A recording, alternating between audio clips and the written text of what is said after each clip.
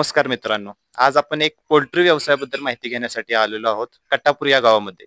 सातारा जिल्ह्यातील कोरेगाव तालुक्यातील एक कट्टापूर गाव आणि त्यामध्ये आता आपण आहोत एक पोल्ट्री व्यवसायाची माहिती घेण्यासाठी. तर आपल्यासोबत दादा आहेत. तर त्यांना आपण पहिल्यांदा त्यांची माहिती विचारू की त्यांचा दुसरा कोणता व्यवसाय आहे, ते यामध्ये कधी उतरले, ते आपण पुढे विचारणार आहोत. तर मला सांगा तुमचं नाव काय? माझं नाव संदीप केंजे, राहणार कट्टापूर. तर मला सांगा, हा तुमचा फार्म आहे, पण याच्या आधी मला सांगा तुम्ही तुमचं बालपण कसं प्रकारे गेलं ते? आमचं बालपण इथे गावातच आमच्या शाळा होती. 4थी पर्यंत हे 7वी पर्यंत जिल्हा परिषद शाळा आणि 8वी 9वी 10वी माध्यमिक होती. अ, आठ म्हणजे 1ली ते 10वी आम्ही गावातच माझं शाळा झालेली आहे. आणखीन शाळा झालेली आहे, मग त्यानंतर तुम्ही नोकरी वगैरे कुठे शोधली का? 10वी नंतर मी 11वी 12वी एलबीएस कॉलेज सातारा या ठिकाणी माझं उच्च माध्यमिक शिक्षण केलेलं आहे.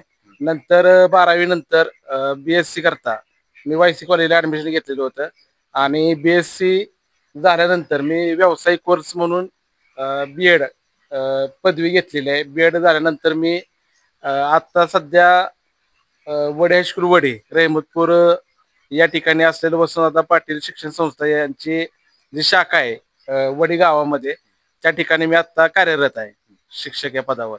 मग मला सांगा, शिक्षण घेतल्यानंतर याची कधी आयडिया आली की आपण असं एक पोल्ट्री फार्म चालू करायला पाहिजे? मी 12वीची जेव्हा एक्झाम दिलेली होती त्यावेळेसच म्हणजे लहानपणापासून शेतीची आवड आहे आणि शेतीबरोबरच काहीतरी आपला एक जोड व्यवसाय असावा म्हणून सतत विचार येत होता. मग आमच्या चुलत्यांचे कट्टापूर गावामध्ये एक पोल्ट्री फार्म आहे. त्यांच्याकडून संपूर्ण माहिती घेतल्यानंतर मग आम्ही हा आमच्या शेतीला जोड व्यवसाय म्हणून या ठिकाणी चालू केला. याची माहिती तुम्ही सुरुवातीला गोळा कशी कशी करायला सुरुवात केली? चुलत्यांचा पोल्ट्री फार्म असल्यामुळे आम्हाला प्राथमिक माहिती त्या ठिकाणी मिळाली. नंतर या ठिकाणी या पोल्ट्री व्यवसायामध्ये एकतर आपण स्वतःचा व्यवसाय चालू करू शकतो किंवा कॉन्ट्रॅक्ट फार्मिंग करू शकतो. मग आम्ही कॉन्ट्रॅक्ट फार्मिंग निवडलं आणि कॉन्ट्रॅक्ट फार्मिंग करता मग कंपन्या पाहिल्या. आम्ही सुरुवातीला एक खडकेश्वरा पोल्ट्री फार्म ही खडकेश्वराची एक कॉन्ट्रॅक्ट फार्मिंग कंपनी होती, त्यांच्याशी संपर्क केला आणि त्यांच्याकडून आम्हाला चांगल्या प्रकारे माहिती मिळाली. चांगल्या प्रकारे माहिती मिळाली, त्यानंतर तुम्ही पहिलं पाऊल कशा प्रकारे टाकले यामध्ये? त्या ठिकाणी माहिती मिळाल्यानंतर ते म्हणले तुम्ही फक्त शेड तयार करा आणि जी पुढचं मग म्हणजे लागणारी त्या पक्ष्यांना आवश्यक असणारं साहित्य म्हणजे पाण्याकरता जी भांडी असतील, खाद्याकरता भांडी असतील किंवा पाणी कशा प्रकारचं पाहिजे आहे, नंतर आपल्या जो लसीकरणाचा वगैरे खर्च येतो, नंतर औषधांचा खर्च येतो, ते सर्व आम्हाला तुमचं शेड पूर्ण झाल्यानंतर मधले आम्ही तुम्हाला माहिती देऊ त्याची. त्या प्रकारे तुम्हाला माहिती मिळाली.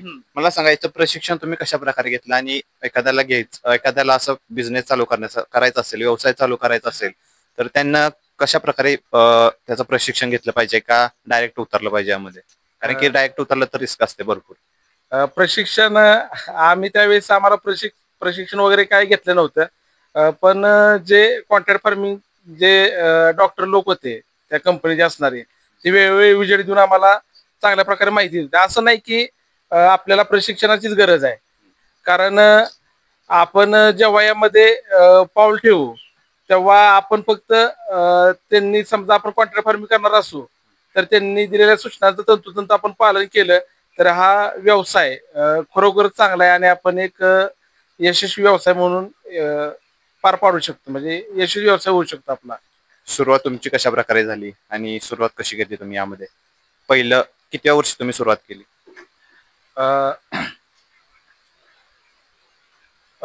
एक म्हणजे 12वी नंतर, म्हणजे मी जेव्हा 20 वर्ष वय होतं माझं, तेव्हा मी या ठिकाणी माझा हा व्यवसाय चालू केलेला आहे. म्हणजे किती साली केला असेल अंदाजे? 2012ला पोल्ट्री फार्मचं म्हणजे काम चालू होतं आणि 2013 साली आमची पहिली बॅच या ठिकाणी आम्ही सोडलेली होती पोल्ट्री फार्म मध्ये. पहिली बॅच जेव्हा तुमच्याकडे आलेली, काय अनुभव होता? पहिली बॅच आली त्यावेळेस आता जवळजवळ 3000 पक्षी त्यावेळेस आम्ही घेतलेले होते, पण एवढे जीव आपण सांभाळायचे म्हणजे जरा व्हायचं दागदुख होती. पण आवड पण होती. आवड असल्यामुळं या ठिकाणी म्हणजे तसं काम करण्याचं आवड आणि थोडीफार भीती, परंतु वेळोवेळी आम्हाला जे मार्गदर्शन मिळालं त्यातून आम्ही वाटचाल करत गेलो. वाटचाल करत पुढे तुम्ही सुरुवात केली. हा. मला सांगा, तूस जे टाकलेला आहे खाली, हं. तर तो किती टाकला आहे आणि किती इंच टाकला आहे? अ, या तुळशीचं फार महत्व आहे या म्हणजे पक्ष्यांच्या करता. कारण जे लॅटर म्हणजे तुस या ठिकाणी जो पक्ष्यांचा विष्ठा किंवा मलमूत्र वगैरे पडतं त्या तुसवर, ते शोषून घेण्याचं काम या तुशी मार्फत होतं. आणि ते जर का आपण कमी प्रमाणात वापरलं तर त्या ठिकाणी सतत ती जागा ओली राहणं आणि ती जागा ओली राहिल्यानंतर त्या ठिकाणी बुरशीजन्य आजार पसरणं या ठिकाणी होऊ शकतात. म्हणून एक साधारणतः 3 इंचाचा तरी थर 3 इंच जाडीचा तरी थर आपल्या लॅटरलचा आपल्या फार्म मध्ये पाहिजे. तुम्हाला या क्षेत्रात 13 वर्षाचा अनुभव झालाय. काय सांगाल, हा अनुभव आपल्याला आता जशी तुम्ही सुरुवात केली त्यानंतर एवढा तुम्हाला अनुभव येत गेला, काय सांगाल या अनुभवाने तुम्ही काय काय शिकत गेला पुढे? अनुभवाने एवढं शिकत गेलो की आपल्या शेतीला हा म्हणजे उत्तम असा जोड व्यवसाय आहे. आपल्याला जर का शेतीमध्ये बाहेरचा इन्कम सोर्स नसेल तर यातून आपल्याला चांगल्या प्रकारचं उत्पन्न घेऊन आपल्या शेती करता लागणारं जे भांडवल आहे हे आपण या ठिकाणी मिळवू शकतो. आपल्याला कोणत्याही बँकांचं वगैरे कर्ज काढण्याची आवश्यकता भासणार नाही. आणि जो म्हणजे पक्षी गेल्यानंतर आपल्याला उत्तम प्रकारचं शेतीला खत मिळते. त्याविषयी आपण येऊया. आता मला सांगा, जेव्हा हे बांधकाम केलं, हे बांधकाम किती केलंय आणि किती एकूण क्षेत्र आहे? हे बांधकाम आता आमचं तुम्हाला दिसतंय ते बांधकाम 110 फूट लांबी आहे आणि 30 फूट रुंदी आहे या ठिकाणी. म्हणजे सरासरी एका पक्षाकरता 1.4 स्क्वेअर फूट जागा एवढी या ठिकाणी आवश्यक आहे. दिशा कशी ठेवण्यात आली? दिशा पूर्व पश्चिम पाहिजे आहे आणि दक्षिण उत्तर हायवेचं व्हेंटिलेशन झालं पाहिजे. असं झालं पाहिजे. आता मला सांगा, आपलं एकूण वर्षात किती लॉट होतात आणि किती झाले पाहिजेत? सरासरी आपली जी बॅच आहे ती 45 दिवसामध्ये बाहेर पडते फार्म मधून.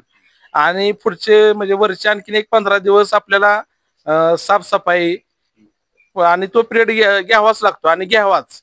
कारण चांगल्या प्रकारची स्वच्छता झाली तर आपण पुढचा पक्षी घेऊ शकतो. आणि जर का आपण स्वच्छता वगैरे व्यवस्थित झाली नाही तर येणारी जी पुढची बॅच आहे आपली ती लवकर आजाराला काय होते, बळी पडते. त्यामुळं एका वर्षात साधारणतः आपल्या 6 बॅच म्हणजे एक 12 महिने वर्ष 13 महिन्यामध्ये आपल्या 6 बॅच निघतात. 13 महिन्यात आपल्या 6 बॅच निघतात. मग मला सांगा, आपल्याला एकूण मिळून खर्च किती होतो आणि प्रॉफिट किती होतं आता सध्या आमचं कॉन्ट्रॅक्ट एका लॉट मागे? आपलं सध्या कॉन्ट्रॅक्ट फार्मिंग आहे. कॉन्ट्रॅक्ट फार्मिंग असल्यामुळं पक्षी पुरवण्याची जबाबदारी, खाद्य पुरवण्याची जबाबदारी, लसीकरण, औषधं, डॉक्टरांची वेळोवेळी व्हिजिट, या सगळ्या जबाबदाऱ्या त्या कंपनीच्या राहतात. मग आपलं काय राहिलं तर आपलं फक्त संगोपन आपण करायचे, उत्तम प्रकारचं संगोपन आणि त्यांनी दिलेल्या सूचनाचं आपण पालन करायचे. मग आपल्याला यामध्ये वैयक्तिक असा खर्च आपला स्वतःचा, आपण जो खाली लॅटरल तुस वापरतोय ते तुशीचा खर्च आपल्याला आहे. नंतर लाईट बिल म्हणजे लाईटचा खर्च आपल्याला आहे आणि पाणी, या गोष्टी प्राधान्याने आपल्या राहतात. मग याकरता साधारणतः आपली जर का बॅच एक 2500 पक्ष्यांची बॅच असेल तर आपल्याला एक 800 किलो लॅटर लागते. म्हणजे तूस आपण जे म्हणतो भाताची, ते 800 किलो लागते. त्याचा दर आता जर का आपण पाहिला तर एक 8 रुपये किलो प्रमाणे ते 6400 रुपये तुशीचे. नंतर येणार लाईट बिल प्रति महिना एक 2500 रुपये लाईट बिल. नंतर आपल्याला जो घरगुती उपाय जे करण्यासारखे आहेत पक्षी चांगल्या प्रकारची त्यांची वाढ होण्याकरता, निरोगी राहण्याकरता, गुळ असेल, नंतर जे आपले घरगुती काढा वगैरे आपण करतो, आल्याचा ज्यूस असेल, लसणाची पेस्ट असेल, यासारखे जे घरगुती आपण उपाय करू शकतो त्याकरता लागणारा खर्च एक 3000 रुपये. म्हणजे साधारणतः आपल्याला बॅच मागे 15,000 रुपये खर्च आहे.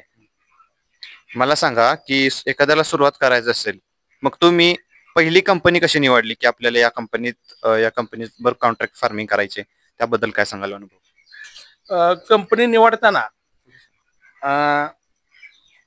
तेथील जे डॉक्टर वगैरे आहेत त्यांना आपल्या अगोदर कंडिशन समजून सांगितल्या पाहिजेत की आपले अजून कोणते दुसरे व्यवसाय आहेत का. आपलं जे फार्म आपण बांधणार आहे रस्त्यापासून लांब किती आहे, नंतर तिथं रस्त्याची कोणती अडचण आहे का, लाईटची अडचण आहे का, हे आपल्या गोष्टी सगळ्या समजून सांगितल्या पाहिजेत. आणि त्यांनी तशा प्रकारचं म्हणजे सर्व गोष्टी म्हणजे प्रॉपर होतीलच असं नाही. ते जर का समजून घेणार असतील तर त्या कंपनी बरोबर आवश्यक करार करावा. मला सांगा, तो जो करार असतो त्या करारामध्ये आपल्याला काय काय त्यांचं डॉक्युमेंट वगैरे काय काय करायला लागतं? आपल्या शेडचा जो 8 उतारा असतो ग्रामपंचायतमध्ये नोंद करावी लागते. तो 8 उतारा, नंतर जागेचा ज्या ठिकाणी बांधलेला आहे तो 7/12, लाईट बिलची झेरॉक्स, नंतर आपण ज्या ठिकाणचं पाणी वापरणार आहे तर त्या पाण्याचं परीक्षण, पाण्याची तपासणी केलेली असावी. नंतर आपल्याला ज्या मूळ मालकाच्या नावावरती जागा आहे आणि समजा आपल्याला आणखी कोणाला दुसऱ्या शेड द्यायचा असेल किंवा आपण स्वतः घरात दुसरं कोण त्याची संमती लागते ज्या म्हणजे मूळ मालकाची, त्या एवढी डॉक्युमेंट आपल्याला त्या ठिकाणी. नंतर स्टॅम्प पेपर आपल्याला त्या ठिकाणी 500 रुपये स्टॅम्प पेपर लागतात. त्यानंतर आपण यावर येऊया की या पक्ष्यांचं संगोपन करताना सुपरवायझर जे असतात ते कसे येतात, ते काय काय बघतात नक्की इथं आल्यावर? सुपरवायझर जे येतात त्यांची विजिट दररोज ठरलेली असते फार्मला. आणि ते प्रथम आल्यानंतर स्वतःच जे दुसऱ्या फार्म मधून आलेले असतात स्वतःचे जे पाय म्हणजे पाय वगैरे असते निर्जंतुकीकरण करणं, आज येताना निर्जंतुकीकरण करूनच शेडमध्ये येतात. कारण ते दुसऱ्या फार्मवरून येताना बरोबर कोणता आजार येऊ नये किंवा व्हायरस येऊ नये याची ती दक्षता घेत असतात. आत आल्याबरोबर जे आपण खाली जे लेटर वापरले तूच वापरलेले आहे ती कोणत्या ठिकाणी ओली झालेली आहे का, नंतर भांड्यामध्ये खाद्य किती आहे याची ते तपासणी करतात. नंतर म्हणजे पाणी त्यांना पिण्याकरता आहे का भांड्यामध्ये, किंवा पाण्याची हाईट कशा प्रकारे त्यांना पाणी त्या पिल्लांना व्यवस्थित पिता येते का, हे प्राथमिक ते तपासणी करतात. आणि नंतर जी मरतूक आहे मरतुकीबद्दल त्यांची विचारणा होते, मर आज किती झाली. नंतर पक्ष्यांमध्ये जो सर्दीसारखा आजार आहे, आवाज आहे ना, तो आवाज आहे का त्याची तपासणी करतात. मला सांगा, पोल्ट्री व्यवसायात अनेक आपल्याला ऑप्शन्स आहेत, मग तुम्ही कॉन्ट्रॅक्ट फार्मिंगच का निवडलं? कॉन्ट्रॅक्ट फार्मिंग निवडण्याचे मागचं कारण सुरुवातीला आपल्याला शेअरचा खर्च येतोय, भांड्यांचा खर्च येतोय, लाईट करता खर्च येतोय. आणि जर का आपण स्वतः चालू करायचं म्हणलं तर बाहेरून पिल्लं आपल्याला विकत घ्यावी लागणार, खाद्य पूर्ण विकत घ्यावं लागणार. आणि मार्केटचे दर स्थिर नसल्या कारणानं आपण प्रथम म्हणजे कॉन्ट्रॅक्ट फार्मिंग निवडलेलंच बरं. कारण आपल्याला चांगल्या प्रकारचा अनुभव घेता येतो. मार्केट कधी कमी होते कधी जास्त होते याचा आपल्याला अंदाज बांधता येतात. आणि नंतर आपण स्वतःच वैयक्तिक त्या ठिकाणी चालू करू शकतो. प्रत्येक लॉट नंतर 45 दिवस झाल्यानंतर कशी प्रक्रिया असते कंपनीमध्ये जाताना वगैरे, ते काय बघून नेतात आणि तुम्हाला कसा रेट ते देतात? या ठिकाणी सरासरी वजन ठरलेलं असतं प्रत्येक कंपनीचं. एक 2.5 किलो पर्यंतचं वजन त्या ठिकाणी ग्राह्य मानण्यात येतं. 2.5 किलोच्या पुढचा पक्षी ते घेऊन जातात. आणि ते पूर्ण बॅच आपली आउट झाल्यानंतर जे पूर्ण लहान जेव्हा म्हणजे एकूण लागलेलं त्या पिल्लाकरता खाद्य, वापरलेलं औषध, नंतर झालेलं लसीकरण याची पूर्ण कॉस्ट काढली जाते. मग 1 किलोचा पक्षी तयार करण्याकरता 89 रुपये जर का खर्च आला तर आपल्याला 1 किलोला 6.5 रुपये पर्यंत ग्रोथ चार्ज म्हणजे संगोपन म्हणजे व्यवस्थापन खर्च आपल्याला दिला जातो. आणि तो जर का आपण चांगल्या प्रकारचं काम झालं, आपल्याकडून चांगल्या प्रकारचं संगोपन झालं, ती कॉस्ट 89 रुपये ती जर का 85 रुपये आली, समजा वरचे 4 रुपये वाचले तर वाचलेल्या रुपयाला परत 40% म्हणजे 40 पैसे 1 रुपयाला एवढा आपल्या व्यवस्थापन खर्चामध्ये परत पैसे ऍड करून आपल्याला दिले जातात. ऍव्हरेज तुम्हाला प्रॉफिट आतापर्यंत किती झाले?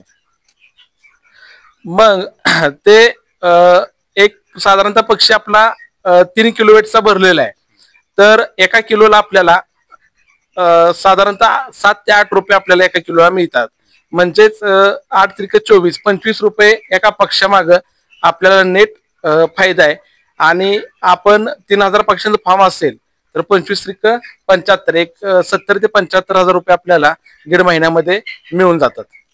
दीड महिन्यामध्ये मिळून जातात आणि स्पेशली हा जोडधंदा म्हणून आपण यामध्ये आलं पाहिजे. मला सांगा, हे जे आजार असतात, कारण की पक्ष्यांना आजार झालेले आपल्याला समजत नाहीत, मग ते तुम्ही आतापर्यंत तुमच्या या 13 वर्षात कोणते आजार येऊन गेले आणि त्या आजारामध्ये तुमचे जे फार्म मध्ये किती मर झाले? यांना पाण्यातून जास्त आजाराचं प्रमाण असतं. पाणी आपण जर का पाण्याबद्दल दक्षता घेतली, आपण बोरवेल किंवा विहिरीमध्ये न मिक्स झालेलं पाणी बाहेरचं, म्हणजे जे स्वच्छ पाणी विहिरीचं ते सुद्धा आपण वापरू शकतो. पाणी जर का खराब झालं तर ई कोलाई सारखा आजार या पक्ष्यांना प्रामुख्याने होऊ शकतो. नंतर या ठिकाणी त्यांना हवामान जर का सतत पाऊस पडत असेल किंवा ऊन पाऊस होत असेल किंवा एकदम अतिउष्णता पडणे म्हणजे गरमी वाढणे, तर या प्रचंड गरमीमध्ये त्यांना अटॅक सारखे आजार येऊ शकतात. म्हणजे पक्षी जास्त उष्णतेने सुद्धा मरू शकतो. किती मर झाले आतापर्यंत? एका बॅच मध्ये साधारणतः एक 6% म्हणजे जास्तीत जास्त 6% किंवा 60% त्याच्यावर मर आजपर्यंत झालेली नाही. आपण योग्य ती दक्षता घेतली उन्हाळ्यामध्ये, जर का आपलं पत्रा सिमेंटचं असेल आणि आपण त्या पत्र्यावर पूर्णपणे पाष्टीचं आच्छादन केलं उन्हाळ्यामध्ये, तर आत एक नैसर्गिक गारवा तयार होतो आणि त्यामुळं आतलं जे टेम्परेचर आहे ते मेंटेन राहण्याचं त्या ठिकाणी काम होतं. टेम्परेचर मेंटेन ठेवण्यासाठी तुम्ही काय काय सोय केलेली आहे? या ठिकाणी आपला पत्रा जर का आपण पाहिला तर या ठिकाणी लोखंडी पत्रा आहे. मग त्या कारणानं आपण या पत्र्यावर मायक्रो स्प्रिंकलर बसवले आहेत पाण्याचे. जास्त जेव्हा उन्हाळी दिवस आहेत 4 महिने, त्या उन्हाळी दिवसामध्ये आपण त्या ठिकाणी पत्र्यावर सतत पाणी सोडत असतो आणि पाण्यामुळे तो पत्रा थंड राहून आतलं वातावरण थंड होत असतं. आतलं वातावरण थंड होत असतं. मला सांगा, जेव्हा एक बॅच जाते त्यानंतर या तुशीचं तुम्ही काय करता? जेव्हा बॅच पूर्णपणे आउट होते तेव्हा या ठिकाणी ही जी खालची तुस आहे, फक्त तुस राहत नाही, त्या ठिकाणी एक चांगल्या प्रकारचं खत आपल्याला त्या ठिकाणी मिळालेलं असतं. कारण त्या तुशीमध्ये पूर्णपणे त्या कोंबड्यांची विष्ठा, एक चांगल्या प्रकारचं खत आपण शेती करता जे वापरणार आहे त्या ठिकाणी आपल्याला मिळतं. प्रत्येक दिवशी तुस आपल्याला हलवावी लागते का? हा, तूस हलवण्याचे जे फायदे आहेत, आपण जर का उन्हाळी दिवसामध्ये तूस हलवण्याची रोज गरज नाही, परंतु जे थंडी दिवस आहेत आणि पावसाळी दिवस आहेत, दमट वातावरण आहे, त्या दिवसामध्ये तूस ओली होण्याची जास्त शक्यता असते. म्हणजे सुकी तूस राहत नाही.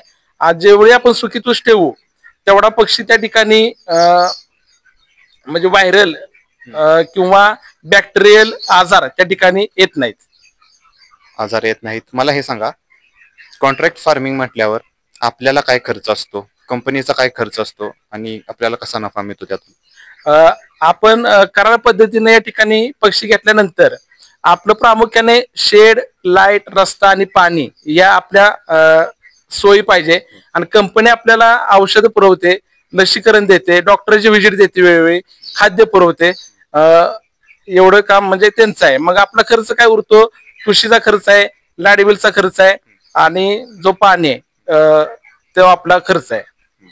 मला सांगा, एवढ्या सगळ्याची जबाबदारी तुम्ही कशी घेता? एकटे असता का कोण सुपरवायझर वगैरे ठेवलेला आहे?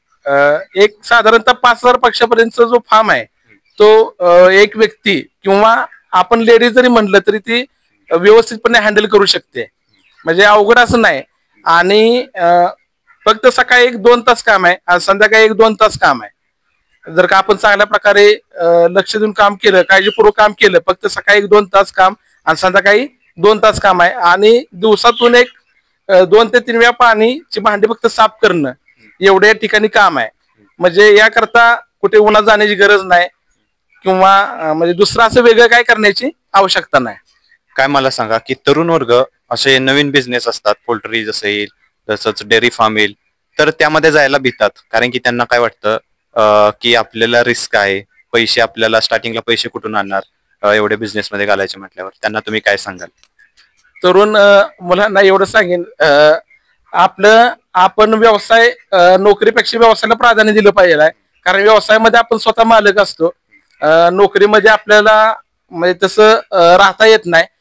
आणि मालक म्हणजे मालक असल्यापेक्षा आपण आपल्या शेतीला एक जोडधंदा आपण चालू करू शकतोय. आणि पूर्ण वेळ या ठिकाणी तुम्हाला जसं नोकरीवर तुम्हाला 8 तास तिथं राहिलंच पाहिजे. तिथे वेळेचं बंधन आहे. तुम्हाला जाण्याचं बंधन असेल, येण्याचं बंधन असेल, इतर गोष्टी बंधन असेल, तसं या ठिकाणी बंधन नाहीत. आणि उरला प्रश्न जो भांडवल, सुरुवातीला आपण जरी भांडवल या ठिकाणी लावलं तरी तुमचं 1-2 वर्षामध्ये संपूर्ण तुमचं भांडवल मोकळं होऊन तुम्हाला 2 वर्षापासून पुढे नफा चालू होते. आणि चिकनला म्हणजे जे पोल्ट्रीतून जे मांस मिळते, मला नाही वाटत की ते कालांतराने त्याची मागणी कमी होईल. दिवसेंदिवस त्याची मागणी वाढत आहे. आणि या क्षेत्रामध्ये आमच्या वेळेस 2012 साली फक्त सगुना, खडकेश्वरा एवढे 2 ते 3च कंपन्या या ठिकाणी होत्या. पण आज आपण बघितलं तर 15च्या वर या ठिकाणी या कंपन्या या ठिकाणी आलेल्या आहेत. त्यांच्यामध्ये कॉम्पिटिशन झालेलं आहे. मग त्यांच्यामध्ये कॉम्पिटिशन होण्याची आपल्याला करता एक प्रकारची संधीच आहे. आणि या संधी सोनं करून आपण घेतलं पाहिजे. मला सांगा, मी जसं आता म्हटलं की तरुण वर्गाला प्रश्न पडतो की आपण एवढे पैसे कुठून आणायचे एवढा बिझनेस मध्ये घालण्यासाठी. मला तुम्ही सांगा की तुम्ही एवढा सगळं खर्च कसा मॅनेज केला, स्टार्टिंगला कुठून पैसे आणले एवढे व्यवसायाची सुरुवात करण्यासाठी? 2012 साली बांधकामाकरता एवढा खर्च येत नव्हता. हे 110 बाय 30 जे शेड आहे ते साधारणतः आम्ही एक 2.25 ते 3 लाखामध्ये आम्ही उभं केलेलं आहे त्या 2012 या वर्षामध्ये. पण आज मित्र जर का आपण पाहिलं तर 1000 पक्षाचं शेड करता 1-1.5 लाख रुपये खर्च आपल्याला येतो. म्हणजे समजा आपण 5000 पक्षांचं शेड केलं तयार तर 7 ते 7.5 लाख रुपये आपल्याला खर्च येणार आहे. परंतु 5000 पक्षामधून मिळणारा जो नफा आहे आपल्याला एका पक्षामागं आपल्याला 25 रुपये मिळणार आहे 1.5 महिन्यामध्ये. तर 80 ते 90 हजार रुपये म्हणजे 1.5 महिन्यामध्ये किंवा 1 लाखापर्यंत आपण जर का चांगलं व्यवस्थापन केलं, काळजी घेतली तर 1 लाख रुपये आपल्याला 1.5 महिन्यामध्ये पूर्णपणे प्रॉफिट होणार आहे. तुम्ही म्हटलं की व्यवस्थापन, दररोज तुम्ही जेव्हा इथे येता त्यावेळेस काय काय बघता, नक्की पक्षांमध्ये काय काय बघता? पक्षामध्ये आल्यानंतर त्यांची जी खालची तूस आहे ओली झालेली आहे का, त्यांना पिण्याकरता पुरेसं पाणी आहे का, खाद्य आहे का भांड्यामध्ये, नंतर पक्षी आपला स्ट्रेसमध्ये आहे का ते पाहिलं जातं. नंतर त्यांना कोणत्या प्रकारचं म्हणजे वेगळ्या प्रकारचे असे आवाज येतात का, सर्दी वगैरे लागलेली आहे का, हे आपण प्रथमदर्शनी पाहू शकतो. प्रथमदर्शनी पाहू शकतो. आणि आता हे सगळं तुम्ही नियोजन केले, एकट्याला एवढं नियोजन करणं मॅनेज नाही, तुमच्या कुटुंबातील कोण सोबतील असतं का तुमच्यासोबत? कुटुंबातील सुरुवातीचे जे 5-6 दिवस आहेत त्याकरता एक आमचा छोटा फार्म आहे, 2-2.5 हजार पक्षांचा फार्म आहे. एक दोघांची आवश्यकता आहे. एक साधारणतः 5-6 दिवस थोडी जरा काळजी घ्यावी लागते. लहान जे पिल्लं आहेत ते गोळा होऊन एका जागी गोळा होऊन त्या ठिकाणी मृत्यू वाढण्याची शक्यता असते. मग आपण रात्रभर पूर्ण वेळ म्हणजे जागून त्या ठिकाणी काळजी घेण्याकरता एक दोघांची त्या ठिकाणी आवश्यकता आहे. आणि मग राहिले पुढचे 35 ते 40 दिवस त्याकरता आपण एक व्यक्ती या ठिकाणी पूर्णपणे शेड जे आपलं आहे ते सांभाळू शकते. मला सांगा, हा तुमचा पूर्ण 13 वर्षाचा अनुभव 2012 पासून ते 2025, आता 2025 चालू आहे, यामध्ये तुम्हाला सुरुवातीपासून जशी तुम्ही सुरुवात केली, जसं तुमचा बिझनेस चालू झाला त्यानंतर किंवा त्याच्या आधीमध्ये तुम्हाला थोड्याफार अडचणी आल्या असतील, त्यामध्ये तुम्ही स्वतःमध्ये कसा संयम ठेवला आणि कशा प्रकारे तुम्ही पुढे जात राहिला? कारण की एका बिझनेसमध्ये आपल्याला टिकायचं असलं तर संयम लागतो आणि सातत्याने ते आपल्याला काम करत राहावं लागतं. तर त्याबद्दल तुमचं मत काय? व्यवसायामध्ये नेहमी चढ उतार होत असतात. म्हणजे आपण जर का पाहायला गेलो तर कोणतेही क्षेत्र घेतलं तर त्या ठिकाणी आपल्याला चढ उतार हे पाहायला मिळतात. तसा हा पोल्ट्री व्यवसाय. तर या पोल्ट्री व्यवसायामध्ये लोकांच्या मधले गैरसमज, जेव्हा बर्ड फ्लू सारखा जेव्हा आजार येतो तेव्हा असं एखादं वर्ष गेलं असेल की 1-2 ते 3 महिने फक्त मी पक्षी घेतलेले नाही किंवा या फार्म मध्ये पक्षी नाही, नाहीतर या 13 वर्षामध्ये असं झालेलं नाही. आणि मागचा जो कोरोनाचा काळ होता त्या कोरोनाच्या काळामध्ये देखील गैरसमजामुळे चिकनमुळे जास्त म्हणजे पसरतोय काय, त्या काळामध्ये 4 ते 5 महिने फक्त या ठिकाणी पक्षी नव्हता. नाहीतर सतत या ठिकाणी पक्ष्यांची बॅच म्हणजे आम्ही भरतो, बाहेर जाते. म्हणजे असं फार तर म्हणजे जास्त अडचणी या ठिकाणी येत नाहीत. मला सांगा, तुम्ही आता कॉन्ट्रॅक्ट फार्मिंग मध्ये पोल्ट्री फार्म उभं केलंय. मला सांगा, जर तुमच्या डोक्यात ही कल्पना आली नसती तर तुम्ही आता काय करत असता? या ठिकाणी समजा या शेतीला हा जोड व्यवसाय उभा केला नसता तर जे सुरुवातीला शेती करता लागणारे भांडवल आहे ते मला मिळवता नसतं आलं आणि शेतीमध्ये नवीन नवीन आपण जो तंत्रज्ञान दिवसेंदिवस आपण जे वापरतोय ते मला वापरता आलं नसतं. या फार्ममुळं मला भांडवल मिळत गेलं आणि नवीन नवीन प्रकारचं म्हणजे ठिबक संच असेल किंवा आणखी दुसरीकडे म्हणजे पाईपलाईन वाढवणं असेल किंवा विहिरीचं काम असेल, बोरवेलचं काम असेल, अशी कामं मला करता आली नसती आणि माझी शेती मला डेव्हलप करता आली नसते. तसंच शेतीला चांगल्या प्रकारचं एक उत्तम खत या ठिकाणी आपल्याला मिळून जाते. मला सांगा, जेव्हा तुम्ही या क्षेत्रात आला, सुरुवातीला लोक म्हणत असतील पोल्ट्री फार्म उभा केलाय, हा काय करतोय, तर मला सांगा तो अनुभव काय होता? कोंबड्या म्हणजे पोल्ट्री फार्म म्हणजे कोंबड्या सांभाळणं म्हणजे लोकांच्याकडे दुर्लक्ष करून आपण आपली वाट चालत राहणं या ठिकाणी हा एकमेव तेव्हा मार्ग होता. पण जसजसं म्हणजे एक 2-3 वर्ष गेल्यानंतर या 2-3 वर्षांमध्ये सुरुवाती 2-3 वर्षांमध्ये कधीही असं नाही झालं की 1-2 महिने बॅच नाही शेडमध्ये. मग लोकांचा बघण्याचा दृष्टिकोन जरा बदलला. लोक मग विचारपूस करू लागली की बाबा नेमका यातून फायदा किती मिळतो, नंतर आम्ही केलं तर चालेल का, जागा कशी लागते, कोणत्या कंपनीवर करार केलेला आहे. मग लोक आपोआप या ठिकाणी आकर्षित झाले आणि त्यांना आपणही चांगल्या प्रकारे सल्ला देऊन आमच्या बाजूला जे एक शेड आहे 5,000 पक्ष्यांचं शेड आहे, आमचं काम झाल्यानंतर एक 2014 साली त्यांनी परत उभं केलं. नंतर या ठिकाणी गोडशेवाडीमध्ये एक दुसरं शेड आहे, त्यांनी 2015 मध्ये शेड चालू केलं. या ठिकाणी मग व्यवसाय हळूहळू आमच्या गावामध्ये वाढत गेला. फक्त आमच्या गावापुरतं मर्यादित नाही तर प्रत्येक ठिकाणी असंच होत गेलेलं आहे. कारण लोकांचा सुरुवातीचा बघण्याचा जरा दृष्टिकोन वेगळा असतो, पण आपण त्याकडे दुर्लक्ष करणं योग्य ठरतं. मला सांगा, यामुळे तुमची आर्थिक परिस्थिती कशी सुधारली, किती फरक होत गेला यामुळे? आर्थिक परिस्थिती म्हणाल तर आपण जे शेतीला दरवर्षी पीक कर्ज घ्यायचं, पीक कर्ज घेतल्यानंतर आपण त्या कर्जातून शेतीला लागणारं खत असेल, औषधं असतील, बी बियाणं असेल ते घ्यायचं, ते आपण शेतीमध्ये पेरायचं, त्यातून निघणारं उत्पादन, त्यातून परत ते कर्ज फेडायचं. पण हा फार्म उभा केल्यापासून कर्ज घेण्याची कधी आवश्यकता भासली नाही आणि पैसे उपलब्ध झाल्यामुळं शेतीची कामं ही वेळेत झाली आणि वेळेत काम झाल्यामुळं शेतीतून चांगला आपल्याला नफा मिळू लागला. जेव्हा तुम्ही 2012 साली चालू केलं त्यावेळेस तुम्ही दुसरं काय करत होता? 2012 साली ज्यावेळी चालू केलं त्यावेळी माझं शिक्षण चालू होतं आणि सांगायचं म्हणलं तर वडील देखील माझे हायस्कूलवर टीचर होते. म्हणजे घरचे आर्थिक स्थिती चांगली होती, परंतु एक आवड आणि शेतीला जोड व्यवसाय म्हणून आम्ही फक्त या ठिकाणी या व्यवसायाकडे पाहिलेलं होतं आणि तो आजपर्यंत आम्ही तो चालवत आहे.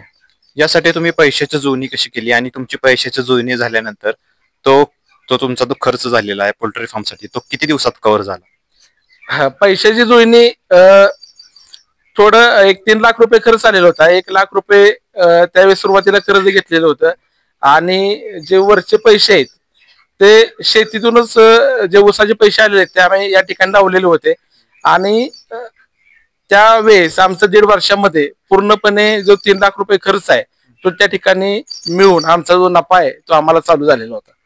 पूर्ण नफा चालू झाला होता आणि त्यावेळेस तुम्हाला थोडं बरं वाटलं असेल की आता आपण चांगल्या प्रकारे सेट झालो यामध्ये. तर जो नवीन या उद्योगामध्ये येतो तर तो प्रश्न स्टार्टिंगला त्यांचा असतो की खर्च कसा मॅनेज करायचा आणि त्यांनी आता जसं की तुम्ही सांगितलं पूर्ण चांगल्या प्रकारे नियोजन केलं, चांगलं प्रशिक्षण घेतलं चांगल्या ठिकाणी जाऊन, तर याचा चांगला फायदा होऊ शकतो. तर मला सांगा, प्रशिक्षण किती महत्वाचं आहे यामध्ये?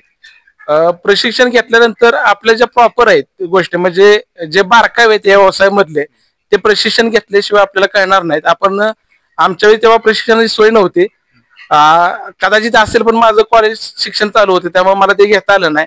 परंतु प्रशिक्षण आपण जर काही घेतलं तर या व्यवसायामधले आपल्याला बारकावे समजू शकतात.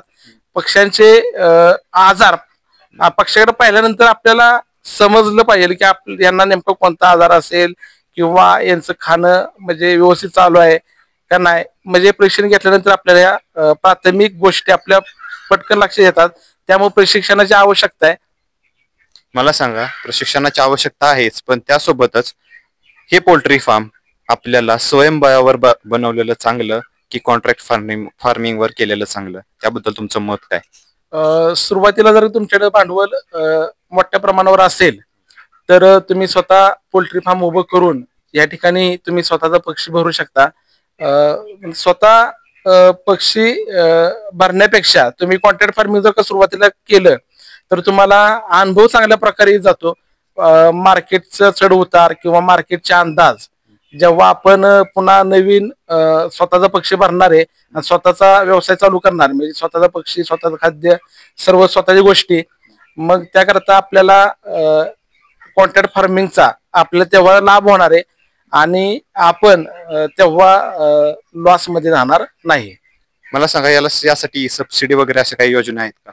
तुम्हाला कुठली घेतलेली, तुम्ही योजनेत केलेलं का कोणत्या? सबसिडी या फार्म करता आमच्या वेळेस 2010 नंतर जे फार्म झाले त्यांना सबसिडी बंद झाली.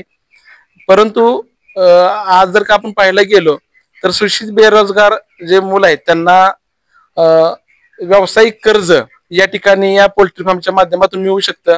नंतर अण्णासाहेब पाटील आर्थिक विकास महामंडळ यांच्याकडूनही व्याज परतावा कर्ज, पूर्णपणे जे आपल्या कर्जाचं व्याज आहे ते व्याज परतावा कर्ज आपल्या ठिकाणी उपलब्ध होऊ शकतं. तर मला या मुलाखतीच्या शेवटी हे सांगा की प्रत्येक जण, आता जो तरुण वर्ग, तसं तुम्ही म्हटलं बेरोजगारीकडे वाढत चाललाय, नोकरी नाहीये जास्त करून, त्यांनी यामध्ये यावं. पण ज्यांना यामध्ये यायचंय त्यांनी कोणता व्यवसाय निवडावा?